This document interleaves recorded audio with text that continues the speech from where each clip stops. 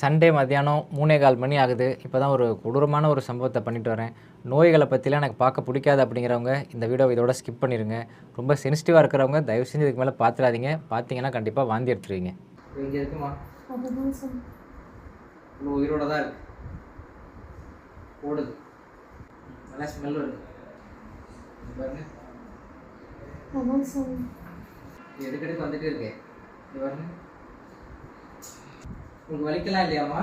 வலிக்கல sir. வலியே இல்லை சுத்தமா? வலி சுத்தமா இல்லை சார். வலி கடிக்கிற மாதிரி உணர்வு, அந்த வந்து நின்ற மீது அந்த உணர்வு தான் உண்ற மாதிரி உணர்வு மட்டும் இருக்கு. அது மட்டும் இருக்கு.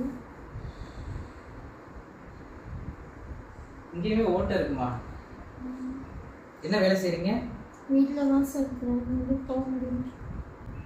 ரொம்ப ரேர்மா இப்போ புழு வைக்கிறதெல்லாம். முன்னாடிலாம் அவேர்னஸ் இல்லாமல் நிறைய புழு இருக்கும். இப்போ நிறைய பேர் புழுவோடலாம் வர்றதில்லை. எல்லாம் சுதாரிப்பாக தான் இருக்காங்க. நீங்கள் எப்படி விட்டீங்கன்னு தெரியல. அதான் சார் அந்த சித்த மருத்துவமனையில் காமிச்சிட்டே இருந்தேன். இப்போ முடியாதுன்னுட்டாங்க. சித்த மருத்துவமனையில் காமிச்சிங்களா?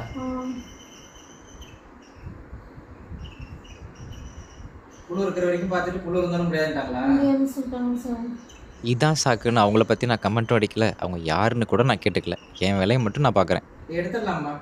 எடுத்துட்டு திரும்ப வராத அளவுக்கு சரி பண்ணிடலாம். மருந்தெல்லாம் இருக்குது, அதெல்லாம் போட்டோம்னா கண்ட்ரோல் ஆகிடும். ஒன்றும் பயப்பட வேண்டியதில்லை. Thank you sir. நிறைய பேருக்கு இது மாதிரி எடுத்து விட்ருக்கேன். ஒன்றும் பிரச்சனை இல்லை. ஹைட்ரஜன் பெராக்சைடு எடுத்துக்கணும். சுகர் உள்ளவங்களுக்கு காலில் புண்ணு வரும், ஸ்மெல் வரும் அப்படின்னு நம்ம எல்லாருக்குமே தெரியும்.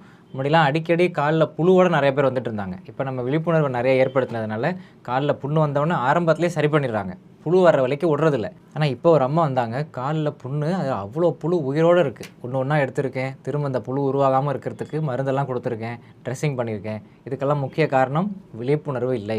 போன வீடியோவில் கூட நம்ம பேசியிருந்தோம்ல, இஷ்டத்துக்கு சாப்பிடு, இஷ்டத்துக்கு தூங்கு அப்படின்னு சொல்கிறவங்கலாம் புத்திசாலிங்க, கரெக்டாக சாப்பிடுங்க, கரெக்டாக இருங்கன்னு சொல்கிறவங்கலாம் பைத்தியக்காரன்னு எல்லாம் சொல்லிட்டு இருக்காங்க. அதுக்கு இது ஒரு எக்ஸாம்பிள். சுகர் அப்படிங்கிறது ஏதோ ஒரு ஏமாத்து வேலை, டாக்டர்லாம் சேர்ந்துட்டு பணம் பறிக்கிற வேலை அப்படின்னு தான் இன்னமும் நிறைய பேர் நினச்சிட்டு இருக்காங்க. சுகருங்கிறது அவங்க குடும்பத்தில் யாருக்காவது வந்து, அதுவும் காலில் இந்த மாதிரி புண்ணு வந்து பேட் ஸ்மெல்லோட ட்ரெஸ்ஸிங் பண்ணுறதெல்லாம் அவங்க பார்த்தா மட்டும்தான் அந்த விழிப்புணர்வு வருமே தவிர, மற்றபடி நம்ம பொதுவாக பேசுகிறதெல்லாம் பார்த்துட்டு இருந்தோம்னா அது ஏமாத்து வேலை அப்படிங்கிற மாதிரி தான் எல்லோரும் நினைப்பாங்க. ஸோ இந்த வீடியோட டேக் ஹோம் மெசேஜ், சுகர் இருந்துச்சுன்னா நீங்கள் அதை கரெக்டாக உணவு மூலியமாகவும் உடற்பயிற்சி மூலியமாகவும் ஆரம்பத்திலே கண்ட்ரோல் பண்ணுங்கள். முகத்தை பராமரிக்கிற மாதிரியே பாதங்களையும் பராமரிக்கணும். வெளியில் போகும்போது காலில் காலணிகள் அணியாமல் போவே கூடாது.